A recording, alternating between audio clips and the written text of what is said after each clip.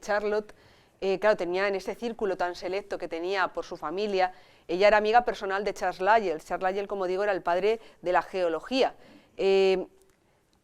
Charles Lyell era un profesor muy reputado, daba clases en el King's College, una de las universidades más prestigiosas en Londres, y como os digo, las mujeres no podían ir a la universidad, no tenían ni siquiera el derecho a entrar en las universidades. Y Charlotte logró convencer a Charles Lyell de que dejara a las mujeres asistir de oyentes a sus clases de geología. Charlotte era muy apreciada y era una persona reconocida por su talento y por su dedicación al estudio tanto de la geología como de la paleontología. En el libro que es el Silurian System podemos ver muchísimos dibujos que han sido realizados por ella, dibujos geológicos de un detalle extraordinario y que realmente refleja un conocimiento de la geología, de los estratos y de cómo se disponen digamos, en el medio. Además, por ejemplo, se le dedicó un amonite, el Ammonites murchisonae, y en la descripción, que prácticamente podría decirse al final casi parece una declaración de amor, se le dedica a Charlotte Murchison por la pasión con la que se dedica a estudiar los fósiles de las conchas.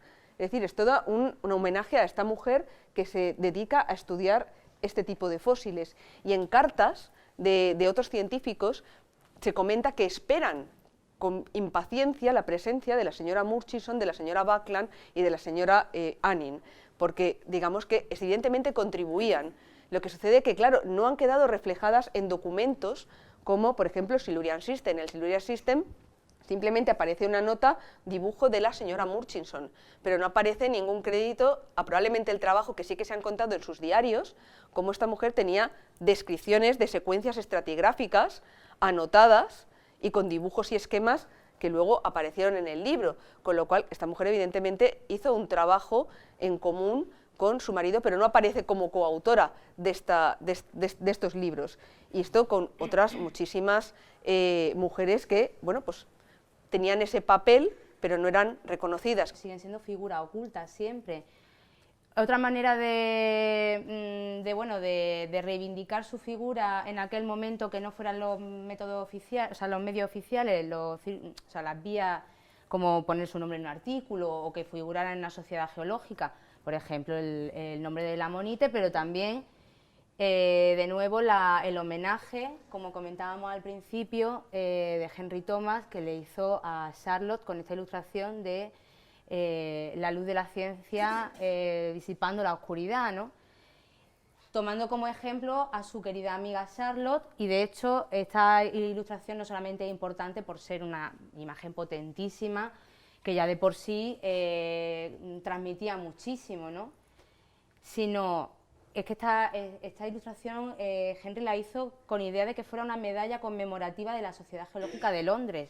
Lo que pasa es que finalmente no llegó a hacerse de esa manera, pero quedó, el boceto lo acabó convirtiendo en esta ilustración tan interesante a nivel artístico y a nivel documental, que nos sirve para ver hasta qué punto las personas que ya eran un poco, como digo yo, adelantados a su tiempo, que tenían otro tipo de mentalidad, querían de alguna manera, bueno, contribuir a que la memoria y el trabajo de estas compañeras pues no se perdiera, ¿no? Y era muy importante.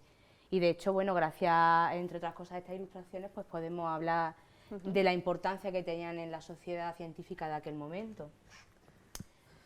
Sí. Otra cosa diferente ya es lo que veríamos con la hermana Woodward, entre otras cosas porque estamos hablando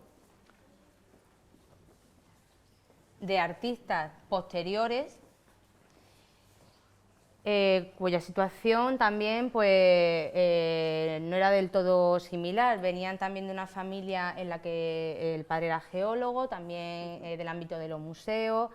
La familia apoyó el interés artístico y el interés científico de ellas y la animó a realizar estas ilustraciones, tanto así que el padre de ellas, cada vez que publicaba un artículo, acompañaba el texto con las ilustraciones que realizaban su hija, sobre todo Gertrude Woodward, que fue la que más se dedicó al ámbito de la ilustración científica, quizá de la que menos crédito tenemos de obra, porque, bueno, por casuística, la ciencia, los libros científicos durante un periodo obviaron muchas veces acreditar a estos artistas e ilustradores. Sin embargo, de Alice sí tenemos muchísima información y muchísimos documentos gráficos, aunque muy poca información de sus vidas y muy poca información de su trayectoria más allá de su trabajo, debido a que fue una gran ilustradora de libros infantiles y de literatura. En un momento donde la literatura ilustrada vivía su mejor momento y se hacían ediciones realmente caras si eras muy buen ilustrador y si era un ilustrador lo suficientemente potente como para que las editoriales se gastaran ese dinero en ti. Y Alice Woodward era este tipo de ilustrador de mucho reclamo y con muchísima fama. Y de hecho, bueno, quizá es en el ámbito en el que ella más se desarrolla, mucho más que en el ámbito de la paleontología. Sí, sobre todo quiero que os fijéis en la diferencia entre el estilo de las dos hermanas. Puede parecer que estos dibujos son más feos, es decir, a todos nos gustan las reconstrucciones en movimiento, que son muy útiles y que nos permiten además a los científicos comunicar lo que nosotros estamos queriendo, lo que estamos estudiando y lo que hemos hallado, porque son imágenes en movimiento muy dinámicas, que reflejan lo que es el mundo del pasado, ¿verdad? Es algo que es muy llamativo y que llama la atención y que te transmite en un momento lo que tú has encontrado. Sin embargo, la ilustración científica es una ilustración sencillamente del fósil que tú has encontrado, con todas sus imperfecciones, y tiene que ser perfectamente detallada, rigurosa y exacta. Y creedme que esto es un dibujo hecho a mano. Ahora nosotros utilizamos técnicas de ordenador, es decir, hacemos fotografías y dibujamos el contorno en una tablet con toda la facilidad, digamos, que aún así tiene su complicación, pero digamos con una exactitud que Gertrude aquí hizo sencillamente dibujando el fósil que tenía enfrente, y que es un dibujo excepcional, con incluso esta técnica del rayado para dar volumen a este cráneo en concreto. Los dientes están perfectamente a escala, podemos ver perfectamente todas las cúspides, todos los detalles anatómicos, porque realmente con un artículo científico nosotros lo que queremos es comunicarnos también con otros científicos y que ellos puedan ver lo que nosotros estamos viendo, un fiel reflejo del fósil, lo más perfecto que podamos. Y en esa época, evidentemente, sin acceso a fotografías, los dibujos eran esenciales para poder transmitir ese conocimiento. Y Gertrude aparece prácticamente en todos los trabajos de su padre, que su padre trabajaba en el Museo de Historia Natural de Londres. Y la verdad es que su trabajo me encanta cómo podemos observar anotaciones para hacer correcciones, para hacerlo más pequeño, para hacerlo a una escala menor, a una escala mayor, y realmente son dibujos absolutamente excepcionales, que no parecen tan bonitos como a lo mejor los que hace Alice, bueno, que Alice hace estas reconstrucciones, pero que a mí me parecen bellísimos desde el punto de vista científico y que tienen validez hoy en día. Primero, son bonitos, pero aparte el arte no tiene que ser bonito exclusivamente, bueno, pero visualmente... Sí es verdad que la intencionalidad es distinta, sobre todo hay que tener en cuenta eso, que la intencionalidad es distinta. Exacto. Y que bueno, sobre todo lo interesante de Alice Woodward quizá en este ámbito de la ilustración científica sea más bien la recreación, sí, que también era muy interesante porque hay que contextualizar esos hallazgos, y por otra parte el de Gertrude quizá era muchísimo más de rigor anatómico y de rigor científico, sí, pero ambas hacen un tándem estupendo y no solamente son brillantes porque, o sea, no solamente están aquí todas estas mujeres porque sean brillantes, o sea, porque sean mujeres y sea necesario reivindicar su figura y visibilizarla, que por supuesto, sino porque es que el trabajo que hace Gertrude, por ejemplo, no es común, o sea, tiene una calidad especialmente buena, igual que Alice Woodward. Alice Woodward no está presente, no la tenemos tan en cuenta porque sea una mujer y sea un hito y que sea necesario traerla y presentarla al público, sino porque la propia Alice Woodward fue la heredera del trabajo de algunos de los ilustradores más potentes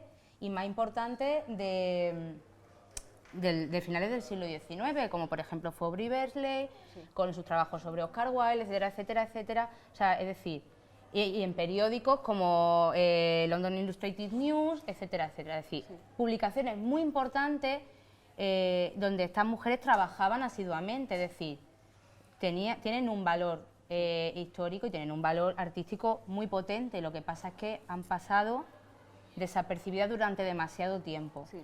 Y cuando yo estudiaba todavía, en los años 60, todavía tampoco se veía bien que las chicas fuéramos solas con un compañero al campo.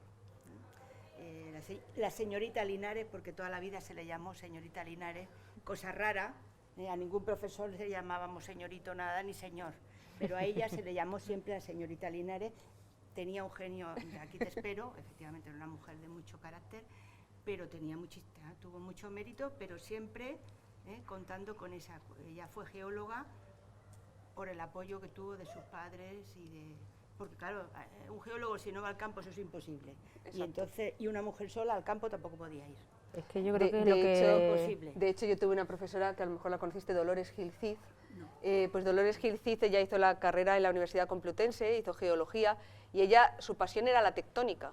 O sea, ella los fósiles no le interesaban excesivamente, y ella era la tectónica, pero cuando fue a solicitar hacer un doctorado en tectónica, se lo denegaron porque, Dios mío, una mujer en el campo, flor delicada donde las haya, a ver si la va a pasar algo, y no pudo hacer su tesis en tectónica, sino que tuvo que ir a paleontología porque Bermudo Meléndez, que es uno de los padres de la paleontología española, sí que le ofrecía la posibilidad de hacer una tesis, que ella lo acabó haciendo en trilobites, se convirtió después en profesora titular del Departamento de Paleontología de la Universidad Complutense de Madrid. Pero es que eso era, como dice Carmen, estaba mal visto que una mujer fuera al campo sola, a ver si... Bueno, yo creo que la constante que nos encontramos a lo largo de este recorrido y otras muchas mujeres que a lo mejor no están presentes en la exposición, pero que sí están presentes en esta historia, es que la familia, el apoyo de una persona, de un amigo, de un familiar, de un padre o una madre que tienen ya un conocimiento en ese ámbito, que por lo menos le permiten desarrollar sus intereses, es fundamental. Obviamente, cuánto talento no se ha perdido por la prohibición de la familia o por el impedimento de la sociedad. Claro. Y bueno, yo creo que por ese motivo y porque todavía siempre se puede hacer un poco más y siempre se puede pelear mucho más, yo siempre estoy en pie de guerra, pues yo creo que por ese motivo estas mujeres resultan tan inspiradoras. Si ellas pudieron, claro, ¿por qué no se va a poder mejorar y por qué no se va a poder ir más allá? Porque sí es verdad que cuando vemos las carreras de ciencias y dicen, es que no hay chicas, sí que hay chicas. Por ejemplo, en geología o en biología estamos al 50% casi, a veces incluso un poquito más. Pero cuando llegamos a los puntos de poder, a las jefaturas de departamento, pues ahí todavía nos queda un poquito más de trabajo. Por desgracia no es un problema única y exclusivamente también, es verdad, ni de la universidad ni de las carreras de ciencias. Todavía pues hay muchos prejuicios y hay un prejuicio incluso de nosotras contra nosotras mismas. El tener, pues yo qué sé, ese papel de dirigir, ¿no? Ese papel de tomar las riendas de un proyecto, de un departamento, de un museo, pues parece que todavía a nosotras nos han enseñado a dudar y a ellos le han enseñado a lanzarse y a actuar. Entonces, igual habría que equilibrar un poco esa balanza. Y bueno, yo creo que para finalizar podríamos decir que estas mujeres, aunque parezcan tan lejanas a nosotros, aparte de por esta inspiración que pueden insuflar en las nuevas generaciones, pues también están muy de moda porque parece que siguen inspirando incluso a artistas, a otras ilustradoras, a novelistas incluso. Y a novelistas, y bueno, incluso se va a hacer una película sobre Mary Ann y Charlotte Murchison y Elizabeth Pilpot. También están ahí un poco ese círculo de mujeres que sospechamos por lo que hemos estado mirando en las cartas, que no solamente eran ese grupo pequeño de mujeres, sino que había toda una red. Que casi podríamos hablar de una pequeña sociedad paralela de mujeres interesadas en la geología, que funcionaban de manera alternativa a los circuitos oficiales, por lo cual, bueno, todavía queda mucho por investigar. Sí, muchísimo. Y esperamos pues dar con más nombres y con más historias fascinantes acerca de estos hallazgos y de sus descubridoras, ¿no? Exactamente. Sí. Bueno, sí. Aquí estamos en casos de mujeres del siglo XX. ¿Estamos? Sí. Claro, siglos XVIII, XIX y tal, solo tenemos... Hablando de España, ¿no? Inglesas. Bueno, a ver... Es que queda mucho Sí que es verdad que en la historiografía sucede, yo lo vivo muy cerca con el tema de la historiografía del arte. El mundo anglosajón durante mucho tiempo ha dominado el conocimiento, entonces es verdad que se ha avanzado mucho en los estudios que están más estrechamente relacionados con el ámbito anglosajón. También es verdad que, bueno, que cada país tiene sus particularidades por el tema de archivos, de acceso a archivos, de cómo se ha digitalizado el material, de determinado tipo de problemática. Ahora, como todo se está volcando en red, la verdad es que es relativamente sencillo encontrar información, pero, por ejemplo, a nosotras nos ha sucedido que determinado tipo de, por ejemplo, Alice Woodward y Gertrude Woodward, la documentación que hay sobre ellas solo se puede conseguir a través de ciertas hemerotecas, que todavía no tienen ese material accesible a todo el mundo, por lo cual nos toca viajar fuera, al extranjero, y pasarnos semanas metiendo la cabeza dentro de un archivo, que a mí me encanta, pero la verdad es que pues implica eso, el moverse y el ir a investigar in situ. Y en el caso de las españolas, el caso es que, claro, Asunción es porque tenemos los datos de... que ser soltera, ¿verdad? Tener dedicación. Soltera, claro. Para tener dedicación. Eso es muy importante, eso se lo vamos a contar a mi abuela para que lo tenga muy en cuenta, para cuando me pregunta. Las que se casaban, las que estaban casadas con compañeros geólogos. También. Claro. Pero yo imagino que se refiere a otras mujeres posteriores, o sea, anteriores. Es que eso nos hace falta todavía recuperar. Sí que estamos tras la pista de algunos nombres anteriores de principios del siglo XX y yo estoy convencida de que por supuesto que las tuvo que haber. Pero encontrar este tipo de documentación implica dar con archivos personales, cartas, diarios. No todo el mundo o no todos los países tuvieron, por ejemplo, ¿qué es lo que ocurre en Inglaterra con estas colecciones, con la colección de Elizabeth Philpott? Cuando ella muere, esa colección es tan potente, esa colección que ella hace es tan potente que le interesa al Museo de la Universidad de Oxford. Y se cede a la colección del museo. ¿Qué es lo que sucede? Que en esa colección no solamente hay fósiles, en esa colección hay cartas, hay diarios y hay muchísima documentación que es muy valiosa para investigar a estas mujeres y a la sociedad que formaba parte del ámbito geológico de la Inglaterra de aquel momento. Entonces, si eso está musealizado y está en un archivo, es muy fácil acceder a él, porque enseguida tira un poquito del hilo. Nosotros hemos descubierto incluso algunos errores de catalogación que nos han dado aún más pistas acerca de cómo trabajaban estas mujeres. Pero claro, conforme vayamos leyendo más cartas, más diarios y recopilando más información, encontraremos más detalles. Claro, ¿cuántos diarios nos habrán perdido? Claro. ¿Nos habrán sido destruidos por la familia o posteriormente por lo que fuera?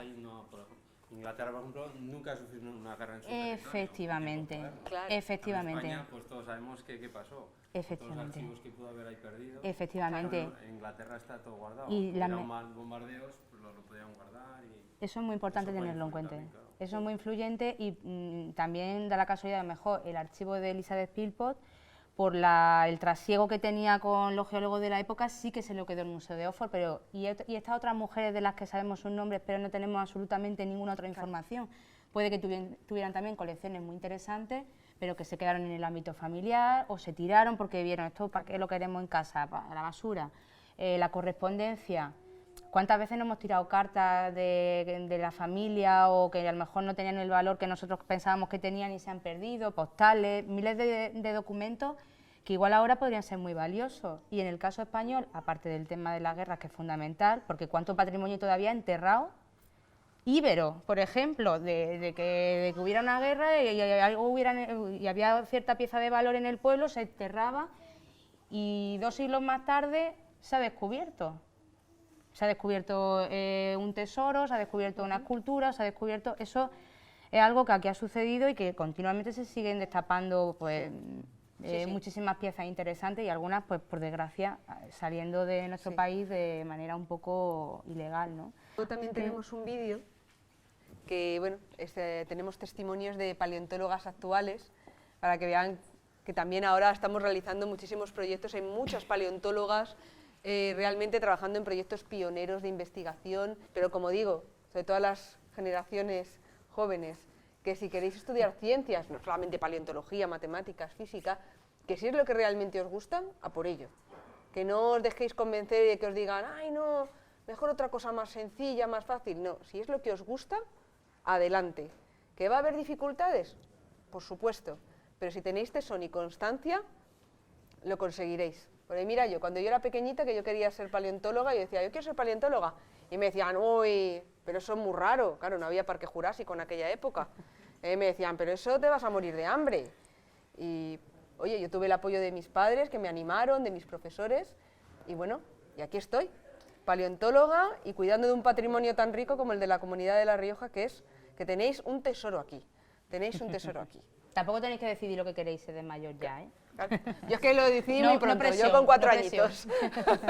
Yo lo decidí muy pronto. Y además, lamentablemente, también os voy a desvelar un misterio. Nada va a ser fácil, ni la No, ciencia, ni ni las las letras, letras, ni ni nada de nada. O sea que Al final tenéis que hacer lo que os haga felices, eso es lo más lo importante. importante es querer trabajar duro y Ya está. y ya está. Y este momento de madre, Ya está. que cierra la exposición. Y bueno, lo que sí que me gustaría decir que si alguien tiene un comentario, una pregunta o quiere o tiene interés por alguna pieza en concreto, Que estamos que aquí. ya sé que a veces puede costar lanzarse y preguntar o hablar en público, pero nosotras lo hacemos continuamente, lo mejor que podemos. Una vez se nos da mejor, otras veces se nos da peor, pero hay que lanzarse, hay que ser aguerrido y lanzado y aquí os estamos para eso. animamos a que comentéis con nosotras lo que apetezca. Sí, y a también- vosotros, los pequeños también, que Eso. tenéis mucho que decir. Y también recordaros que a las 8 Anabel estará dando una Me conferencia podéis volver a escuchar. que os contará más cosas de la exposición. Muchísimas gracias por haber venido y esperemos que les haya gustado. Y, bueno, ya está. Muchas gracias.